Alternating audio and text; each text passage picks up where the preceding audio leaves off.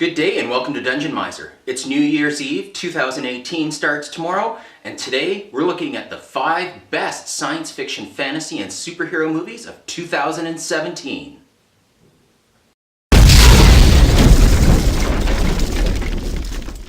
We're going to start off with the honorable mention, and I give it honorable mention because I really wrestled with this movie and the movie in the number 5 spot. I really think either one could have gone in that number 5 spot, and that's Guardians of the Galaxy Volume 2. Now, I really enjoyed this movie. I thought it was fantastic. I actually liked it quite a bit more than the original, and I've said before on other videos, maybe it's because the first movie was an origin movie. I don't really dig those. I read a lot of comic books. I already know their origins. I don't need to see it again. But I found this one had a lot of heart, a lot of depth, added new layers to the characters, and is really propelling them towards the Avengers Infinity War, which is coming this May, and I'm super pumped for. There's lots of laughs, there's lots of action. You feel for Star-Lord and what he goes through, and Gamora and her sister. It's a very interesting dynamic, and you get to see a lot of the cast members like Drax and Rocket Raccoon really shine, and we also get introduced to someone very special at the end after all the credits in the trailer. If you haven't watched that and you're a comic book fan, then you need to do it because once you figure out who it is, it's very exciting. Okay, so coming in at number 5 is Thor Ragnarok. This movie was fantastic. It had tons of laughs, way more laughs than I would have expected for a superhero movie, although Marvel is known for having some good comedic moments in its movies. Thor had a lot, but it also had some touching moments too, with Thor and Loki and Odin. A fantastic ending, action-packed. The music just brings everything together in the final battle scene. I'm not giving anything away. You know this is coming. It's Ragnarok. It's the death of all the Norse gods. And hella deliciously evil. Cate Blanchett plays her perfectly, and I really enjoyed how they integrated the World War Hulk storyline from the comic books and actually made it a Thor movie, and you've got basically the Hulk in there as a co-star in Thor Ragnarok. I've seen this movie twice and I would watch it again, so if you want to go, give me a call. We'll go. At number 4 is Star Wars: The Last Jedi, and this movie seems to be extremely divisive. People either are on board with this movie or they are slagging it. Now, I really like it. I think the last half hour of this movie is about as good as it gets for the ending of a movie. It has so much action and so much tension, and the characters just like go to the zenith. Now, some people are upset with the things that were introduced in this movie. I kind of like it. Not all of it, but I like most of it, and I like it because if they hadn't introduced new things, you'd probably be getting more of the same, and then people would be upset like they were with the previous Star Wars movie being pretty much a blueprint from the 1977 Star Wars. Now, does that mean you have to be happy about all the changes? Of course not. There are people who are upset, especially people who are deeply entrenched in Star Wars, read the books, know the history, and they see this movie as somehow being a betrayal. But I learned a long time ago that if I go in to see a movie and expect it to be the same as the comic book or the same as whatever the original source material is, I'm ready for nothing but disappointment.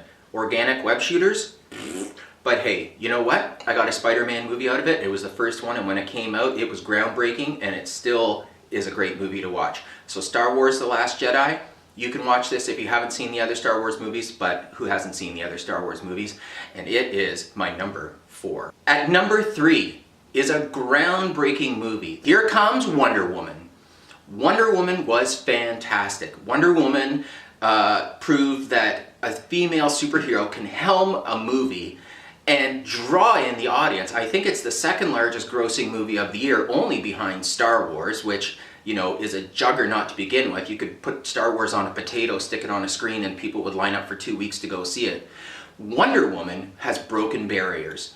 The best thing about Superman vs. Batman was Wonder Woman, and thankfully the people at DC listened and got this movie made with Patty Jenkins helming it.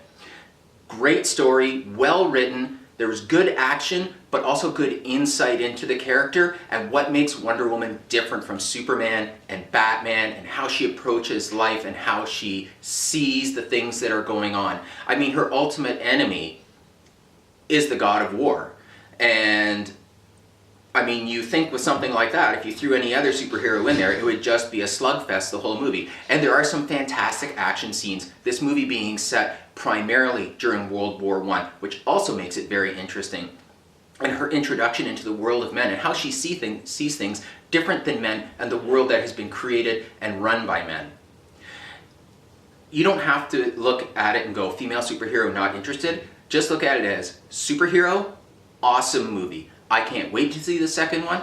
My wife heartily disagrees that this is number 3. She thinks it should be number 2 or number 1, but she hasn't seen the number 1 movie yet, so she can't quite catapult it all the way to the top. But she thinks that this is better than our number 2, and to be quite honest, I played around a lot and thought about this a lot because this is a fantastic movie that I would recommend to anybody. In at number 2 is the movie that finally got it right for one of our favorite superheroes, and it was his swan song, Logan. Logan, we said goodbye to Wolverine, we said goodbye to Hugh Jackman. Any Wolverine movies from now on are going to have to be a brand new character, as Hugh Jackman has come out and said he's not doing any more, regardless of the fact that Marvel has bought Fox. And this movie is heavy, and it is deep, and it's layered, and it's also rated R, which is appropriate for a hero like Logan. Violence is his name. His motto is what he does best. It was a great movie. Professor X is in it. Fantastic. I love the way this is set somewhat in the future. It echoes of the storyline from X-Men Days of Future Past, and really just a sharp, well-made movie. Introduces a couple characters. If they take that character and run with it, I won't say who it is, could be really good, but we'll have to wait and see with Fox and Marvel and what's going to happen. So number 2, Logan.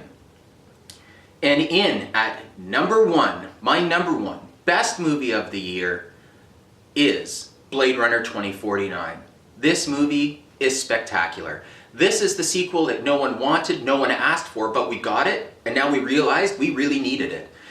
It is deep, it is layered, it is nuanced, it gives you so much to think about. It makes you think about humanity and what makes someone human. It looks at how society as a whole treats people. I just can't say enough.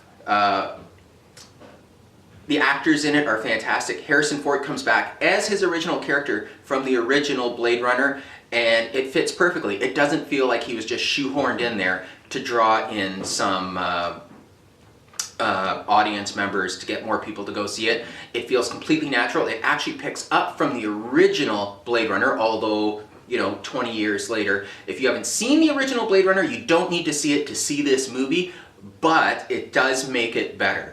And you can see Blade Runner pretty easily on demand, online, just about anywhere. And Blade Runner 2049, I believe, is out for digital purchase now and coming out on Blu-ray and DVD in a couple weeks. And I will be first in line to get there and buy that movie and re-watch it, because I thought this was fantastic.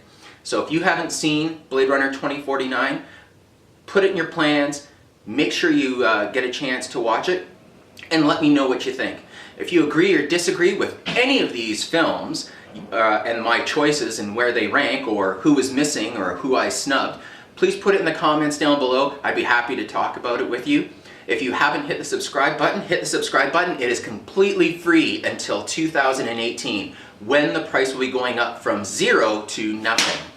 Also, if you would hit the like button, I would like that. It would make my end of the year fantastic. And stay tuned, because there's going to be part 2 to this video, and it is the 3 worst movies of the year. Until next time, I'll see you here on Dungeon Mizer. Dungeon Mizer out.